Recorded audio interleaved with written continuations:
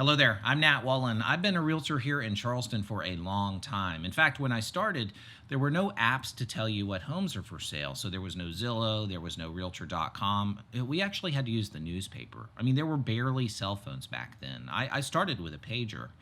Well, obviously things have become more efficient now, and this shift has allowed me to really do what I enjoy, which is helping people uncover different parts of the Charleston community. So you'll find videos on this channel highlighting local fishermen and headshot photographers and coffee shops. And in this case, the Orange Grove registration process, the Orange Grove Elementary Charter School. It's here in West Ashley. So before I jump into it, there is a link below to my website. And if you're planning a move and want to get closer to the school, there's a section here called Opening Your Door to Today's Modern Buyer. It's a free mini course on how to sell your home to today's buyer, how to protect the equity you have in your home, and even how to buy and sell at the same time without being homeless. So do check it out if you need help moving, and please share it with a friend if you know someone in your neighborhood that wants to sell. Thank you. You'll also find a Charleston overview video tour that showcases the entire area. It is very in-depth. So if you're new here, give it a watch. And if you like this content, please do subscribe. And that's it. Now let's meet with John Clendaniel. He is the principal of Orange Grove Charter School here in West Ashley. Here we go. Hey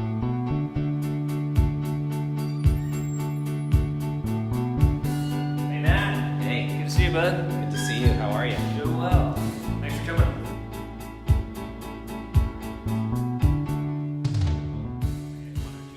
Oh, hi, I'm Nat Wallen. I am a realtor here in Charleston, and I'm also a resident of West Ashley, and I'm here meeting with John Clendaniel. John is the principal of Orange Grove Charter School. Orange Grove Charter School. So that's the key word, charter. So a lot of people think, hey, I'm just going to jump into any school, but charter is a different animal. So we're going to talk with John for a few minutes, and let's take a walk. Let's do it. Okay, so first question, John. Has anyone ever come up to you, a homeowner in the community, knocking on your door saying, hey, I feel like I should be in the school. Why am I not getting in? Right. It's happened a few times. Obviously, Orange Grove is a little bit different. It's a conversion charter school. Okay. So what that means is it used to be a traditional school. The school's been here since 1963. 2006, we converted to charter. And since then, with charter, and the law has changed 2013, but we have to take everybody from the county. Now, there are things, advantages that residents have, but it's not a guarantee because we have a lottery system. So I'm sure we'll talk a little bit about that, but yes, the short answer to that question is folks have come in August and say, hey, I just moved into the area. Where do I sign up? And we have to explain that process. Sometimes it's not as easy as just stopping by and signing up like it would be for your neighborhood school. Right, sure. And from my side, I've actually seen, well, let me ask you this, and this is kind of a crazy number, but I looked at it yesterday. Did you know that last year, 112 homes sold in Charleston saying that Orange Grove was the school that they could get into? Right. That doesn't surprise me, honestly. I would think it was more because you do have a legacy zone. So Orange Grove actually does have a zone, but the way it works is a little bit different. And happy to explain that if you'd like me to. Yeah, no, please, by all means. And before we get into that, though, let me ask you this. If there wasn't a line to get in, and you were actually trying to find students, which is kind of a crazy thing to think about because that's definitely not the case. But if you could tell me one or two things about Orange Grove, why would I want to send my children here? Well, it's a high-performing school, number one. Top 4% in the state, actually. Our scores are above the national average, not just the state average or the district average. We're talking national average, and we get that data through a national assessment. So it's very high-performing. We have fantastic teachers, and it's just become a culture of success. And I think once that word kind of got out, it kind of created a monster in and of itself. I mean, this year we had 1,400 applications for about 120 spots. Wow. So that's a great problem to have, but obviously we can't take all 1,400. We are limited by the number of students that we are allowed to take. It's 1,150 all the way from K through 8th grade. Wow. So that's like Black Friday type statistics, right? Something like that. Interesting. So let me ask you this. And the past few years I've gotten a little bit more involved. Hattie, my wife, is certainly more involved than I am. She's fantastic. Huge help on the PTO. Thank you. Yeah, I agree. So let me ask you this. Why are there fundraising events for Orange Grove. What does that mean? I mean, Well, this is just- a public school, right? Right, Or is right. it? What's a charter school? All schools fundraise, but we only receive a certain amount of money from the district. So we're funded based on a per pupil average. So at the district level, that's about $7,000 a child. So every belly button, so to speak, that comes through the doors, you're going to get $7,000 of funding. Now we pay our own bills, our electric bills. We run our own buses. We run a daycare program, an extended day program, lots of different things that we do that we have to solicit funds for. And it just helps us. It helps the kids. It goes right into the classrooms. It goes into the playgrounds because we don't get any extra funding. We can't levy taxes like CCSD would be able to do. So we have to make that money work. And when we fundraise, it pays dividends. I'll show you the kindergarten classroom. There's the bell. That's the bell. And the cool thing about kindergarten, one, it's just an awesome space. It's over 1,000 square feet. Teachers have their own little workroom in here. They have access to a playground, so kids don't even have to go out on the hallway, really. There are bathrooms here, water fountains, sink, etc. So it's just a great space, and it's kind of a school within a school in kindergarten because they don't leave the first floor. All their special area classes are downstairs. I'll let you take a peek at the playground as well.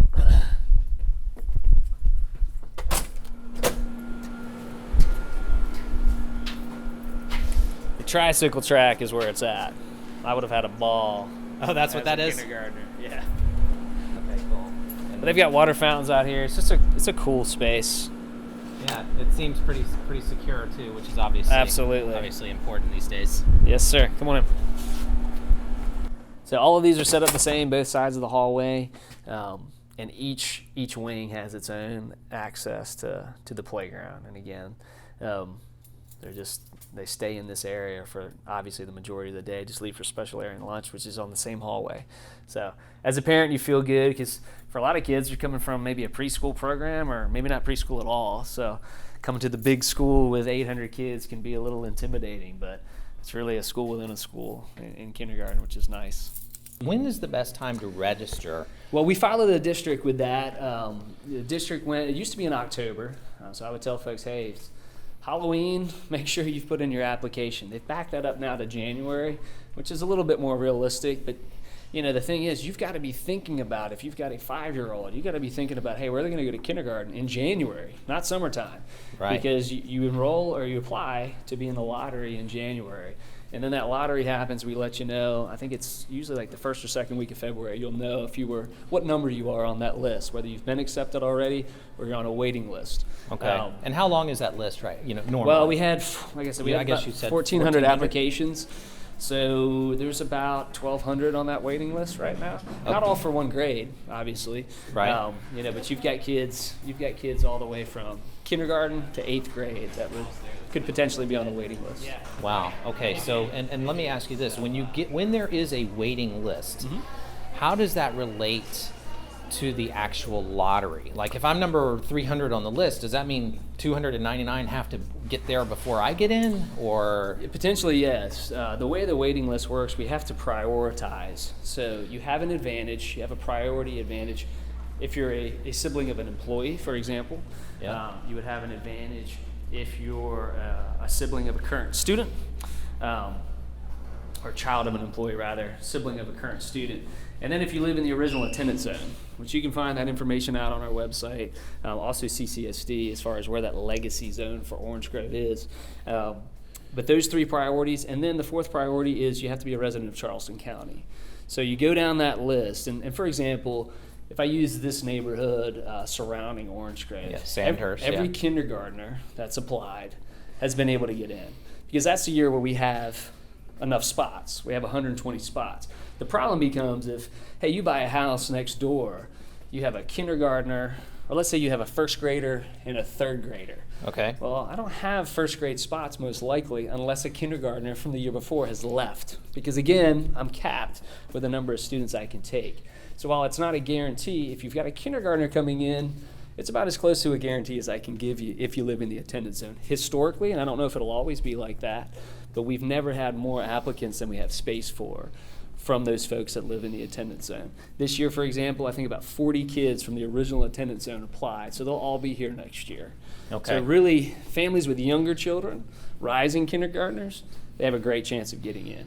If I bought a house and I had, like I said, a fourth grader and let's say a second grader, Yeah. I'd probably be on a waiting list until something opened up. And do you think the likelihood if someone bought in this particular neighborhood or in the surrounding original overlay zone, a third grader comes in, would they be able to get in easily? Or I know there's no guarantees here, but it just depends on if there's any movement. I mean, what will happen at times? Military families, for example, they get a new assignment. Folks move out of town, and we're able to pull in some kids. But those kids that are going to get pulled in are kids that are in that original attendance zone first. So they do get that priority. okay, I see. But a guarantee, absolutely not. Yeah, I wish no I could. guarantees, But right. it's, again, we're capped by space. And again, but you can't just promise someone that they can get in. Absolutely not. And you shouldn't either. I don't. But you know what? A lot of people do. A lot Right. of realtors do, because they said 112 times last year. They said Right. that they could get into the school. Now Right. that's a problem in my Yeah. opinion, and which is one of the reasons why I'm meeting with you today. Sure,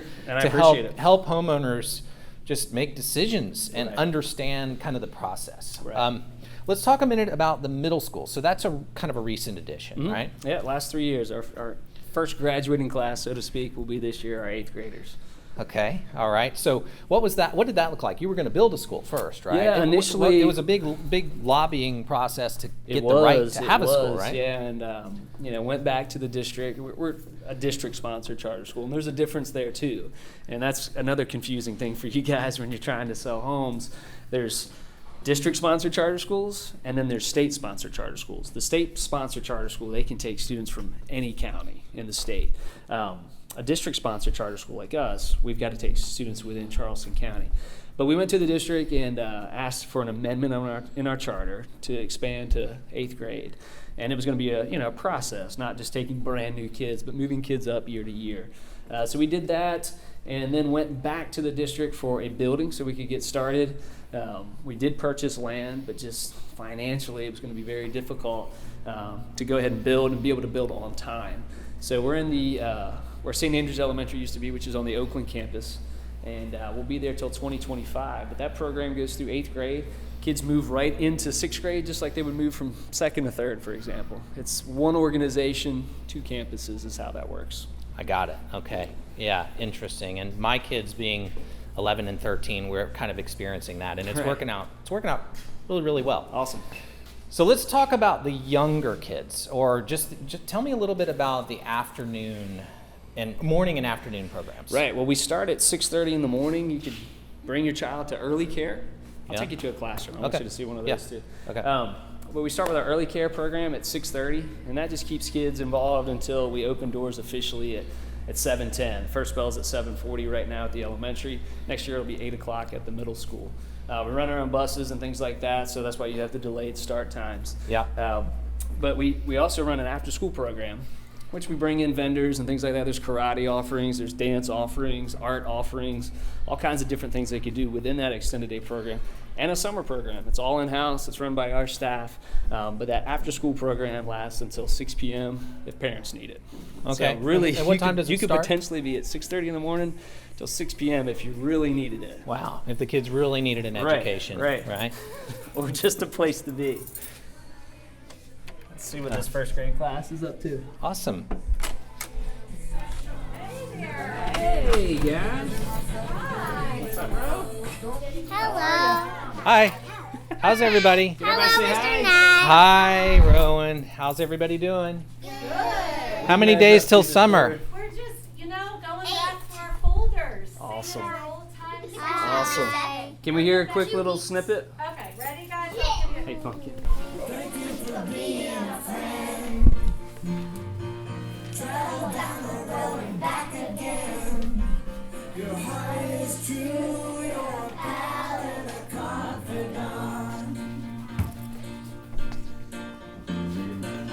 I'm not ashamed to say I hope it always will stay this way. My hat is off, but just stand up and take a bow.